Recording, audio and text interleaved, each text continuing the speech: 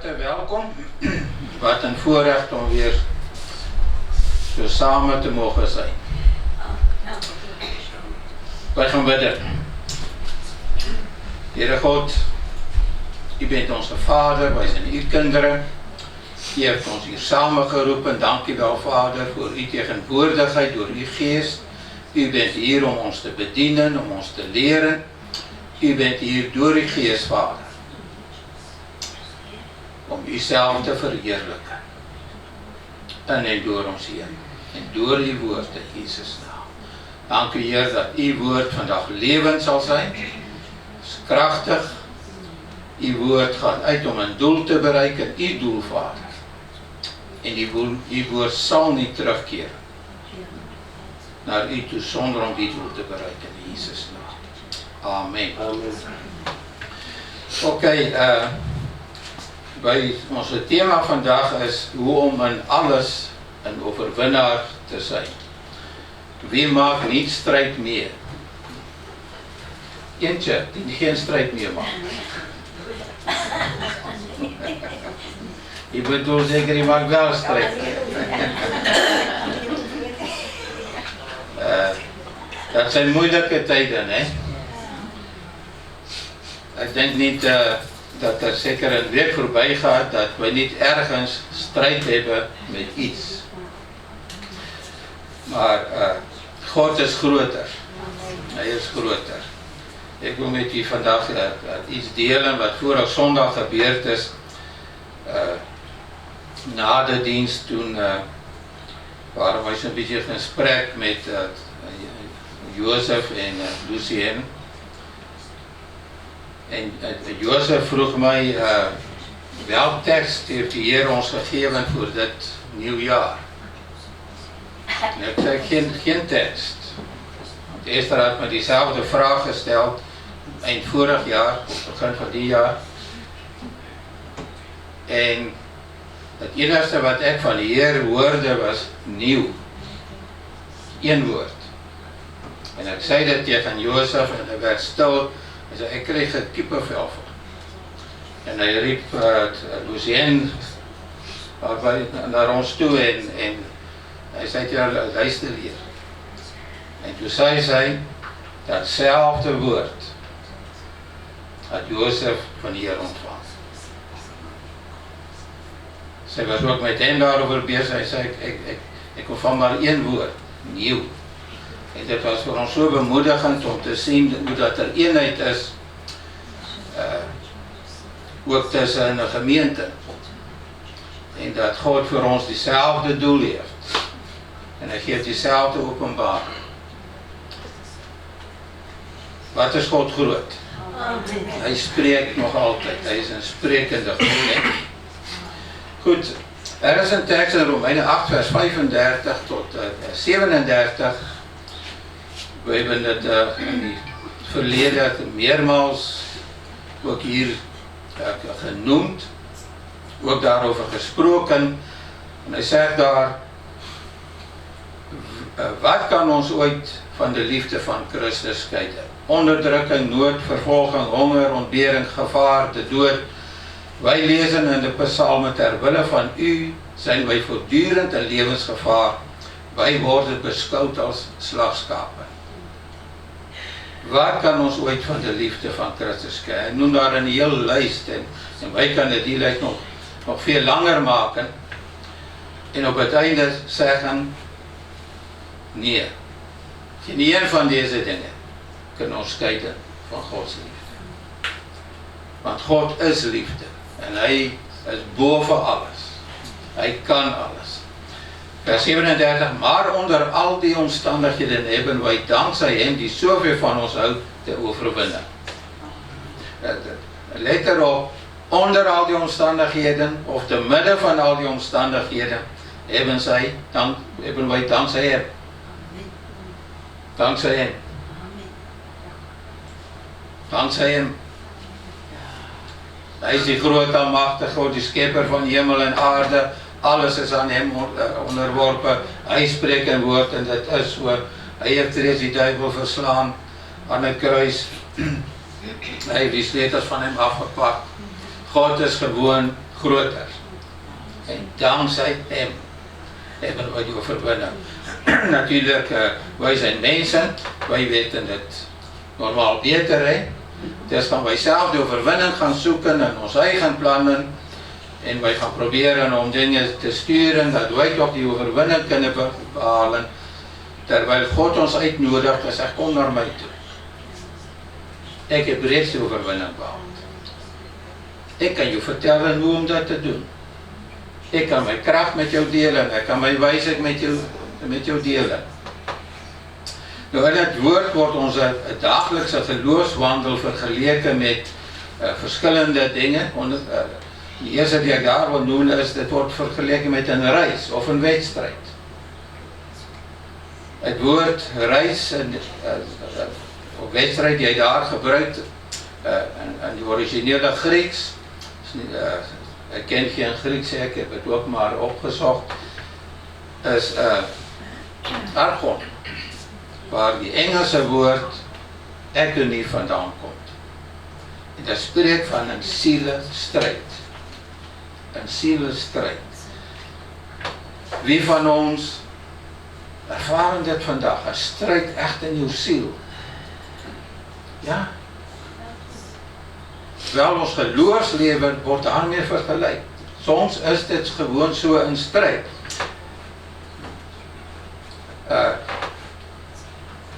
In Hebreeën 12 vers 1 sê hy, nu zo'n grote menigte van getuigen ons ziet en aanmoedigt, moeten wij alles afleggen wat ons hindert en ons bevrijden van de zonde die zich aan ons vastklemt.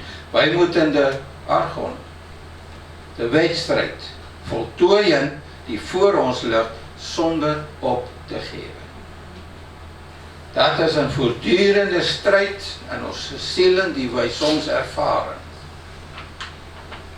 En wij moeten het voltooien. Weet je, wij kunnen niet opgeven. Wij kunnen niet maar gaan zitten en zeggen, ja, het gaat gewoon niet goed.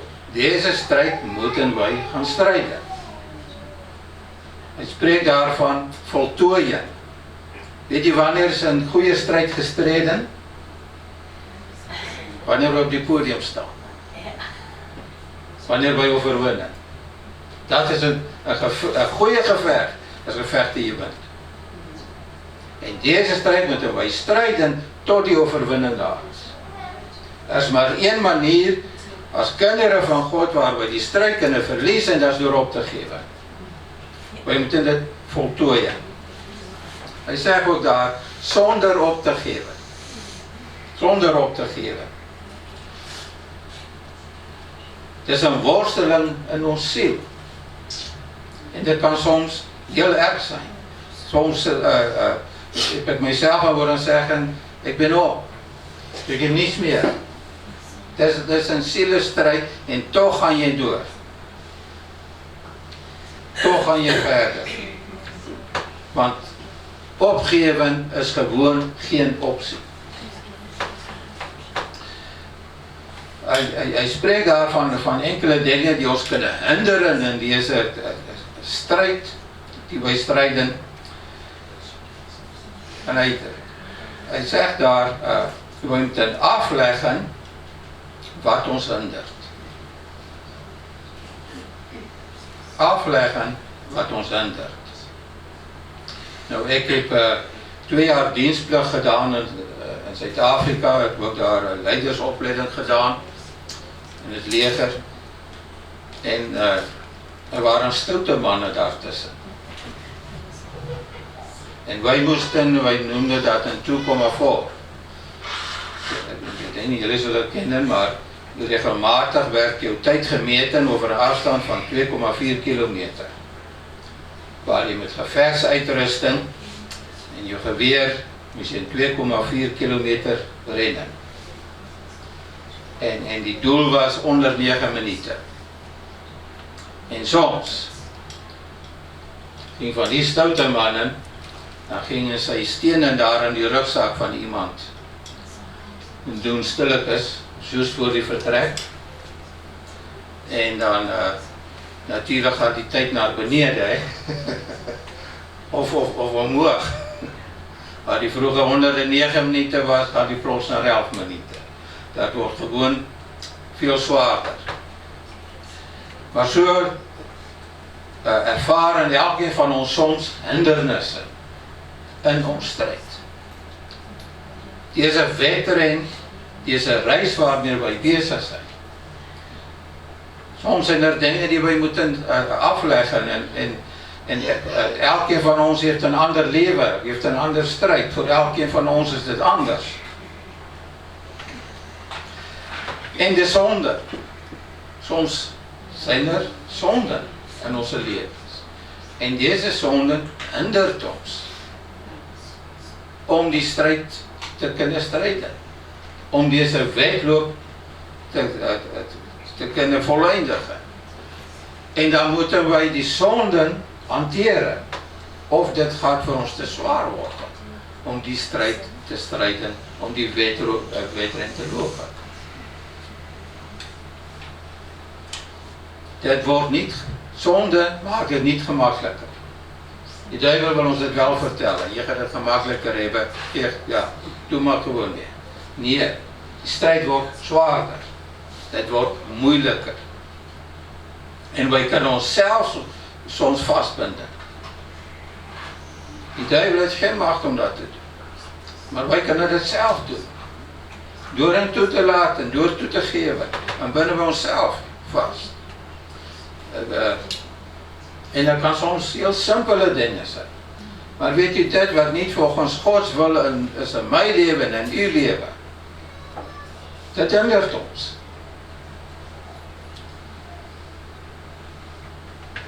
Welke zonde moeten wij afleggen? Wij moeten elk van ons die vraag aan onszelf stellen. Wij moeten ook onze reis voltooien. Niet die van iemand anders. Ik heb mijn reis om te voltooien en u hebt uw reis om te voltooien. Ik kan niet die van mij rennen. Ik kan niet van u, die van u gaan rennen. U hebt uw eigen reis. Daarom moet u zelf ook uw hindernissen hanteren en uw zonde en ik moet diezelfde doen. Wij kunnen niet gaan zeggen, ja maar die doet het. Dan mag ik het ook doen. Die heeft een andere reis. In Mattheüs 7 vers 24 of 27 beschrijft hij dit als een gebouw die onder constructie is. Deze geloofswandel die wij elke dag moeten beoefenen, is ook een gebouw onder constructie. Hij zegt daar, wie naar mij luistert en doet wat ik zeg, is verstandig. Jezus is daar in het woord. Praat hij die waarheid? Ja. Wij gaan niet durven hem een leugenaar noemen. Hè? Wel, hij zegt, wie naar mij luistert en doet wat ik zeg, is verstandig. Zo wie naar hem luistert en niet doet wat hij zegt is. Dat is wat? Oké. U hebt het gezegd, hè? Hij lijkt op een man die zijn huis op een rots bouwt. Het kan regenen en er kan overstroming komen en het kan stormen, maar het huis blijft staan, want het heeft een goede fundering. Maar wie hoort wat ik zeg en zich er niets van aantrekt, is dom. Je had gelijk. Hij lijkt op een man die zijn huis op zand bouwt. Als dat huis te lijden krijgt van regen, overstroming en storm, stort het met veel lawaai in. Het woord zal nooit veranderen. Nooit. Het woord blijft eeuwig staan. Het woord zal nog altijd zijn werk doen in ons. Als wij naar het woord gaan en het woord als waar aannemen, dan zal het woord zijn werk doen in ons. Als we op die woord gaan staan, zoals op een rots, dan zal het zijn werk doen. Wij zijn ook onze levens aan het bouwen. Als wij geen aandacht geven en toepassen wat God over ons in onze reis zegt, dan zullen wij ons doel bereiken. as wij gaan aandag gee en toepas. Okay. Wij zijn besig om 'n geloofshuis te bou. Wij kunnen deze huis niet bouwen sonder om aandacht te geven wat God zegt over die bouwplannen. Hij is ons architect. Hij weet wat moet gebeuren. Hij weet waar die gevaren zijn. Hij weet hoe die fundamenten eruit moet zien. Hij weet welke stenen wij moeten gebruiken. Hij weet hoe dat gebouw eruit moet zien. Als wij aandacht geven en toepassen, dan zullen wij onze doel bereiken.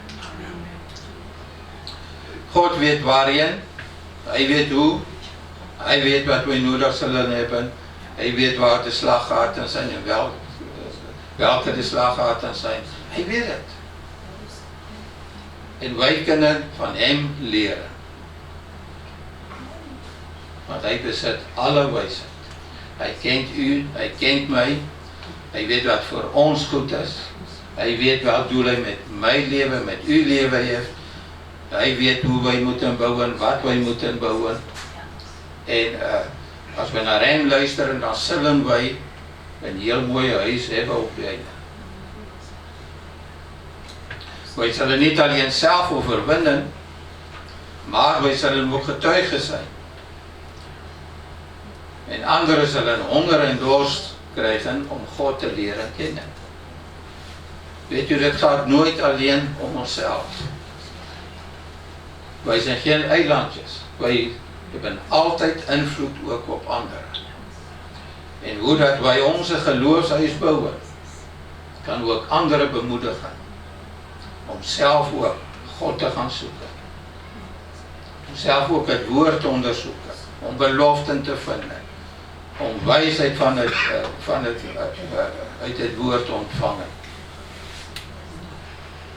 En dank God ook als wij deel zijn van een gemeente, waar die leden ook beschikbaar zijn voor God om te werken. Jaren geleden, ik was nog een jong gelovige, toen las ik het levensverhaal van koppels Jan en Sunny de Ferrier, prachtige kinderen van God, zware prijs betaald, volhard tot het einde. Maar zij beschreef daar op een bepaald moment, was nog voor haar huwelijk, was zij zo een zware strijd. Zij was een evangelist geweest, in die tijd als vrouw om te prediken, dat werd gewoon niet gedaan. God riep haar daarvoor, hij begon deuren open te maken en zij was zo succesvol geweest. En op een keer raakte zij verliefd op een getrouwde man. En zij wist, dit kan niet. En zij merkte, hij voelde hetzelfde. En dat werd voor haar zo een strijd. Om die afstand te houden, niets toe te geven. Dat op een bepaald moment voelde zij, ik ga sterven hier. Het was zo erg geweest, dat was iets zo 6 maanden wat zij in die strijd was. Ik mag het niet toelaten, ik mag het niet toelaten, ik mag het niet doen. En op een dag was zij bezig met kinderen te werken, een zondag. En op een bepaald moment was het gedaan, maar die dienst was nog niet gedaan. En ze ervaarde zo'n dringendheid, ik moet naar die dienst gaan. Normaal zou zo iemand zeggen, ja, ik heb mijn deel gedaan. Die kinderen waren braaf en ze zijn verzorgd en ze zijn allemaal levend hieruit gekomen. Daar stopt het. Niet op dat moment rende zij naar de dienst. Het was een ander gebouw. En ze kwam binnen en juist op dat moment was iemand bezig om een profetie te brengen. Tongen met uitleg. Hetzelfde als profetie. en dit was vir haar. En die woorde set haar vry. God stuurde sy woord. En sy ervaarde hoe dat alles gewoond is as ons uit daaruit, nooit weer 'n probleem daarmee gehad. Dit stopte daar op dat moment. Maar die stryd die sy moes stryde, om te volharden, nie toe te gewe, was gewoon verskriklik. Sy voelde ek gaan sterwe nie dan. Maar God had 'n oplossing. My broer en my sus, as wij volharden, hoe moeilik dit ook allemaal kan zijn.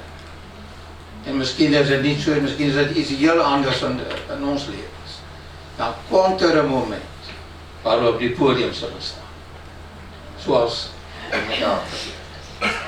Korte tijd daarna ontmoette ze haar man en had een prachtige bediening gehad. Albei.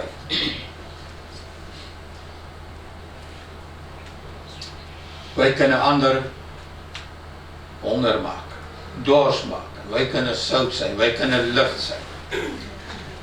Door die manier waarop wij strijden, de manier waarop wij bidden en die overwinning behalen. Het derde is een gevecht.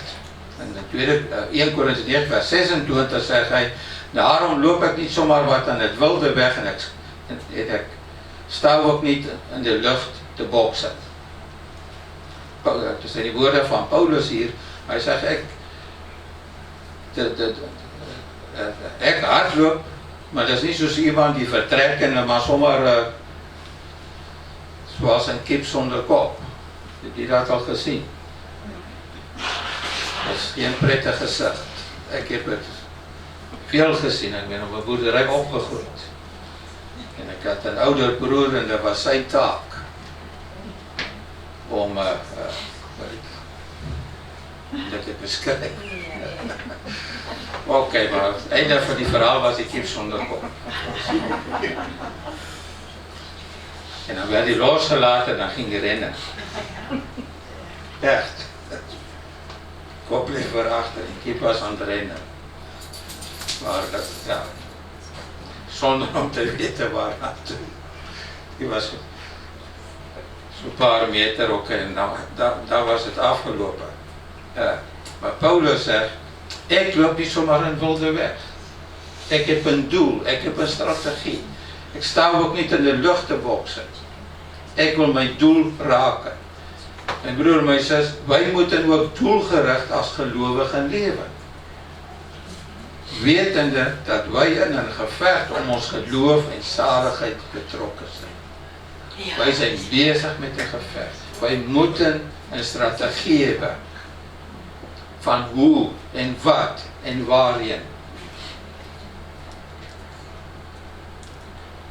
Als wij weten dat door op Gods woord te gaan staan, je staande zal blijven en die stormen, en je doet het niet, dan ben je bezig om die lucht te slaan.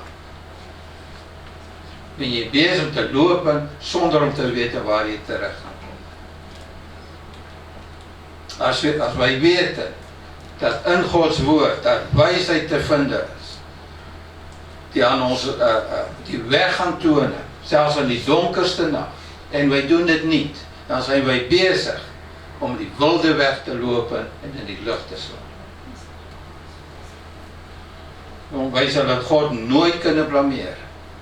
Hij heeft het voor ons voorzien. Als wij daar geen gebruik van maken, net lang. Pech. Dit is niet zijn fout. Want het is er. Natuurlijk, de strijd kan eeuwig zijn. Maar als wij volharden, dan komt er een dag dat je op die podium zal staan. Weet u, aan die begin van ons bediening hebben wij door verschrikkelijke dingen zijn we heen gegaan. In een bepaald moment was ik aan het bidden. Ik was aan het eind van mijn Latijn. Hè? En al wat ik had, waren Gods beloften die hij aan ons persoonlijk gaf. God gee van elk van ons ook persoonlik. Belofte in sy woord, hy sê, dit geef ek aan jou, dit is my persoonlike rots wat ek aan jou geef, daar kan jy op gaan staan. En ek had so op Gods beloften vertrouwd, en een dag was was niets te sien, geen lichtje in die duisternis, geen sterretje zelfs te sien. Dit was gewoon donker, donker, donker, en ek was aan bidden en sê, Heer, ek hou so aan u vast, aan u woord. As u moes sinken, dan sink ek met u mee. Ek ben so verbonden aan u, ek ben so verbonden aan u woord, maar ek weet, God kan niet sinken. So ek gaan niet sinken. Ek weet niet hoe ek hierdoor gaan geraken, maar op het eind sal ek op die podium staan, want dis waar God staan. Sy beloften zijn nooit verander, dit blyf waar, hy sal dit realiseer in my lewe, as ek trouw blyven, om dit te blyven geloof. As ek straks goesting het, mag jy amen zeggen. Ons vat het so'n tydje, om dit te verwerken. De volgende beskrywing is een worstelgevecht. Efesiërs 6 vers 12 zegt, want wij vechten niet tegen mensen. Nou vertalen zeggen, wij worstelen niet tegen mensen, maar tegen onzichtbare wezens, de duivelse heersen machten, die deze donkere wereld realiseren, boosaardige geesten in de onzichtbare wereld om ons heen. Hij beschrijft het als een worstelgevecht. U ongetwijfeld al zoiets gezien op tv, een worstelgevecht, waar ze verschillende grepen willen gebruiken om die ander te neutraliseren, en dat die weer een tegengreep opzet om deze greep te neutraliseren, en tot op het laatst waar iemand die meerderheid van punten behalen of slagen om die ander gewoon vast te duwen, dat hij niet meer daaruit kan wat hij moet opgeven. En ons geloofsstrijd wordt beschreven als zo'n strijd. Soms denken mensen, ik heb nu dat gedaan en nu heb ik je overwinnen. En dan gaan ze op die stoep zitten en een koffie drinken. Hè? En dan zijn ze zo verbaasd, want hier komt nu een tegenzet. Die zij niet verwacht hadden, zij waren daar weer te relaxen. Ze deden een terrasje. Hè? En plots komt die trein daarop en af. Vol soldaten. En die moeten zeggen, wow, wat is hier gaande? Wat is er aan het gebeuren? We hebben het deze morgen meegemaakt. Immer met water, die koffieapparaat, er kwam die eerst aan het overlopen. Ze zijn bezig om die PowerPoint te maken, die computer gaat vast. Zij pakken een ander laptop, doe die ding daarop, zet het op een stick, wil die stick naar die andere laptop nemen. Dat is fout gegaan met die overdracht. Dan, ja, noem maar op, plots komen die dingen, dat is onverwacht. Zij zijn deze morgen wakker gekomen die gedachte, al die dingen gaan met mij gebeuren. Nee, het is daar. En nu moet je daarop gaan reageren. Wat gaat mijn zet zijn? Welke handelen ga ik doen? Om dat te neutraliseren. En zij besloot om die Heer te loven en te prijzen. Ze staan op het podium. Het is een worstelgevecht. Het is niet iets wat jij doet of wat ik doe en wat dan voorbij is. Er komt een tegenzet. En het zal, terwijl we hier op aarde zijn, gaan wij bezig zijn met deze worstelstrijd. Maar raad eens waar we eindigen. Op het podium. Want we hebben het einde van die boek gelezen, hè? Samen met Jesus sy by meer dan oorwinnaars. Volgende is 'n oorlog in 2 Timoteus 2 vers 3 tot 4 sê Paulus tegen Timoteus: neem as 'n goed soldaat van Jesus Christus jou deel van dit lyding op jy, net als ek. Jy bent 'n medesoldaat. Wij zitten samen in deze oorlog. Laat je als soldaat van Christus niet in beslag nemen door de zorgen van het leven, want dan zal degene die in dienst heeft genomen niet tevreden over je zijn. Deze oorlog, mijn broer en mijn zus, geestesoorlog waar wij in betrokken zijn, deze strijd waar het soms heel moeilijk kan zijn, is niet alleen onze strijd, als Jezus zijn strijd. Hij is onze bevelvoerder. Wat een bemoediger. Want hij is groter. En hij heeft die duivel reeds overwonnen. En als mensen kunnen gaan denken, ja maar als Jezus reeds die duivel overwonnen heeft, waarom hebben we nog die strijd? Wel, hij heeft die macht van Satan afgepakt. Die enige macht die Satan heeft is om te verleiden en te misleiden. Om ons zover te krijgen dat wij gaan doen wat hij wil dat wij gaan doen. Hij kan je niet bij die kraag pakken en je gaan dwingen om iets te doen. Die macht heeft hij niet meer. En Jezus heeft ons alles gegeven wat wij nodig hebben om die overwinning te behalen. Onze relatie met hem moet voor ons belangrijker zijn dan onze dagelijkse bekommernis. Wij moeten beseffen, wij zijn in een oorlog. Het is niet vredestijd op geestelijk gebied. Een dag, wanneer Jezus terugkomt, dan gaat er volmaakte vrede zijn. Geen tegenstander. Hij gaat met ijzer of ijzer regeren, zegt die Bijbel. Daar gaat geen tegenstander eerst mogelijk zijn. Het 1000-jarige vrederijk, hè. Maar daar zijn wij nog niet. Wij zijn nog hier en nu bezig met een oorlog. Die gaat voortduren. Maar waar wij op het podium gaan staan. Samen met Jezus gaan wij overwinnen. Tenzij wij opgeven. En ons maar laten doen. Aan het einde van die dag moeten, ik denk van elke dag moeten we onszelf afvragen. Is mijn relatie met Jezus vandaag gegroeid? Want hij is mijn bevelhebber. Ik moet hem volgen, ik moet hem dienen, ik moet hem doen wat hij zegt. En als ik het niet deed, wil het zeggen dat ik een gevaar ben. Als die leerder aan die kant gaat en ik ga die andere kant op, ja, dan kan het gevaarlijk zijn. Het is 1 keer met mij gebeurd. Dat zijn die bosoorlogen, grens van Namibië en Angola. Had ik daar een taak.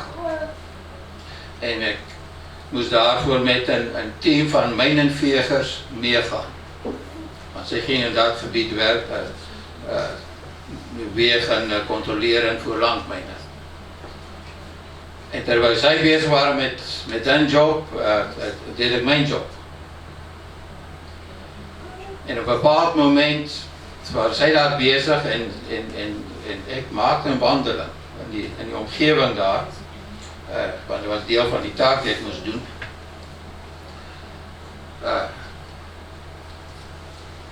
En ik kwam terug bij hen en wij gingen verder.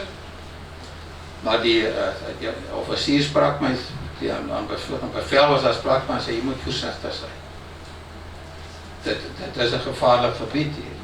En je was zomaar alleen daar weggegaan, zonder begeleider. En wij kwamen terug aan ons basis en via die radio vernamen wij dat. En 15 minuten nadat wij daar passeerden, was er een volgende groep van ons soldaten die werden aangevallen. Zij kwam naar de laag terecht. So die vijand was daar, toen ik er was. Alleen wist ik het niet. Want ik was niet op zoek naar het. Ik was weer met mijn dingen. My broer en my sus, wij moet hem besef, wij zijn deel van het lichaam van Christus.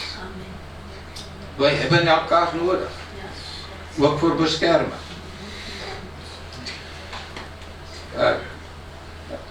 Om terug te keer in dat tekst in Romeine 8 vers 35 tot 37. Niets kan my skeiden, niets kan u skeiden van Gods liefde. Ook in deze strijd die wat meemaak. Weet jy, soms is die beste wat wij kunnen doen, aan die einde van die dag, of midden in die herte van die strijd, beseggen, God houdt van mij. En niets wat jy duivel kan doen, kan dit veranderen. Gods liefde voor mij zal niet stoppen. Hij zegt daar, vers 37, onder al die omstandigheden hebben wij dankzij hem, die zoveel van ons houdt, te overwinnen. Want hij heeft die overwinning reeds gehad. We hebben gisteren die les gedaan aan ons Bijbelschool, dat ging over die boek van Colossense. Wat een zegen. Wat een zegen. Als je die kerk van vandaag onder die vergrootglas gaan zetten, het is Colossense. Mensen zijn met allerlei onzin bezig. Terwijl wij zijn niet meer. Wij zijn niet meer in die koninkrijk van Satan. Jezus heeft die prijs betaald. Wij zijn nieuwe schepping. Wij leven vanuit hem. Wij bestrijden niet met aardse wapenen. En ik ga afsluiten. God heeft aan ons krachtige wapenen gegeven die wij elke dag kunnen gebruiken. In deze geloofstrijd. Hij gaf aan ons zijn woord. Weet, toen Jezus woorden uit de Bijbel sprak, moest die duivel hemzelf vluchten. Wanneer wij Gods woord spreken, een tekst die de Heer in je hoofd geeft, om je aan herinner, dan heeft het diezelfde kracht alsof Jezus dit spreekt. Want het zijn woorden. Met diezelfde effect. Zelfs die duivel moet vluchten. Hij gaf van ons zijn naam. Elke knie zal zich buigen in de naam van Jezus. Als wij die naam van Jezus uitspreken, ook dit wat jij meemaakt, zal die knie moeten buigen. Het bloed van Jezus. Zij hebben hem overwonnen door het bloed van Jezus en door te getuigen. Door het bloed van Jezus ben ik gered, ben ik vrij en ben ik overwinnen en al mijn zonden vergeven. Ben ik vanuit die koninkrijk van duisternis overgebracht aan zijn koninkrijk. Ik ben een nieuwe mens, een nieuwe schepper. Dankzij zijn bloed. Ik ben vrijgekocht door zijn bloed. Ik ben geen slaaf. We hebben gesproken over om knecht van Jezus te zijn. Weet u, dat is vrijwillig. God heeft ons niet tot knechten gemaakt. Hij heeft ons tot kinderen gemaakt. Wij zijn Gods kinderen. Maar wij kiezen daarvoor om God te dienen. Knecht zijn is niet wat wij vrijwillig doen als Gods kinderen. Je kan niet iemand gaan dwingen om God te dienen. Want wij zijn kinderen van. Die keuze is bij elkeen van onszelf om God te gaan dienen als zijn knecht. Daarom kan hij dan ook over ons oordelen. Wat heb je met je leven gedaan? Heb je me gediend? Dat is vrijwilliger zijn, hè? Ook ons belijdenis. Dood en leven zijn in de macht van de tong. Wat wij zeggen is belangrijk.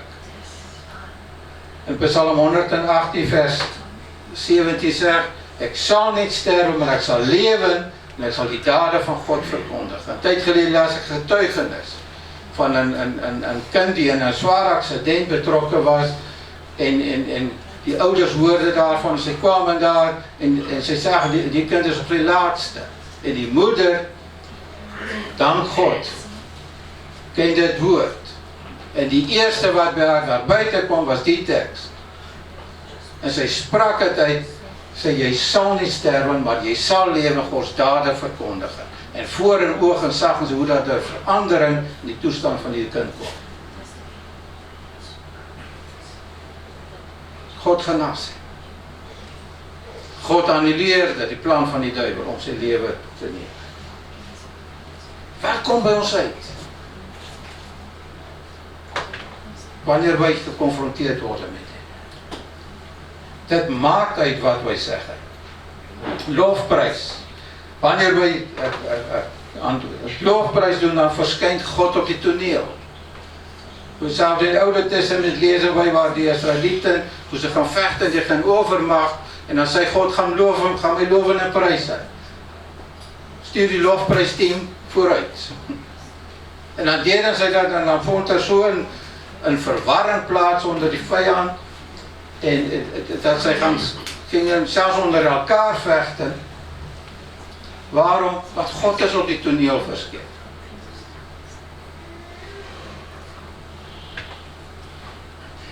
En dan gebed. Ik praat met mijn vader. Gisteren was ik nog aan het bidden over iets en ik zei, Vader, u weet. Het is niet nodig op dat moment om alles uit te leggen. Papa, u weet. Het is genoeg dat u het weet. Ik weet, u hanteert het. Mijn broer en mijn zus, wij zijn bezig met een geloofsstrijd. Laat ons deze gevecht vechten. Niet opgeven. Mag dit ook voor ons een goede gevecht zijn. En u weet wat een goede gevecht is. We eindigen op die podium. Maar wij staan er niet alleen voor. Jezus is ons bevelhebber. Hij kent die vijand door en door. Hij weet wat de beste strategie is. Welke de beste wapenen zijn. Hij heeft aan ons alles gegeven om overwinnaar te zijn. En ik denk we moeten stoppen om anders te praten. Wie ben ik? Ik ben overwinnaar. En Jezus. Hij heeft reeds overwinning behaald. Ik deel aan zijn overwinning. Ik eindig op die podium. Ik weet niet wie, hoe dat met u wil gaan gebeuren. Dat is uw keuze. Mijn keuze is, ik eindig op die podium. God zal mij vasthouden. Hij neemt mij bij de hand. Hij zal mij niet begeven, niet verlaten. Hij zal er zijn voor mij. Zijn wijsheid is mijn wijsheid. Zijn gedachten zijn mijn gedachten. Zijn kracht is mijn kracht. Zij zeggen aan die Efeziërs, bad Paulus, zeg ik bid voor jullie die jullie gaan beseffen hoe groot Gods kracht is die in jou werkt. Hij woont met zijn volheid in mij. Weet u, ik zeg het was voor mij goed om dat te horen.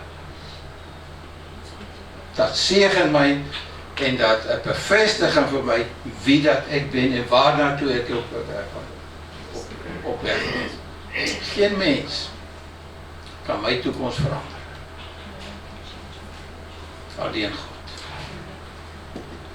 Hij is mijn bron en ik ben veilig in zijn handen. Amen. Onze Vader, dank u wel. Dat u zo goed bent voor ons. Dat u ons helpt in deze strijd. Die wij dagelijks strijden hier. En dat u aan ons die overwinning gegeven heeft. Dat u ons leert hoe dat wij moeten strijden. Wat wij moeten doen, niet moeten doen. U geeft ons alle wapenen. U geeft alles wat wij nodig hebben hier. Om een goede strijd te strijden. En wij danken u nu reeds. Door het geloof. Voor een goede einde. Dat wij ook meer dan overwinnaars zijn. Dat wij ook op die podium eindigen. Waar u tegen ons zal kunnen zeggen, mooi zo. Goeie en getrouwe dienstknecht, je hebt het goed gedaan. Je hebt deze strijd gestreden. Je hebt het geloof bou, jy het volhard. Dankie daarvoor in Jesus naam. Wij willen ook dat ook horen. Amen. Amen. Die Heer zegen u.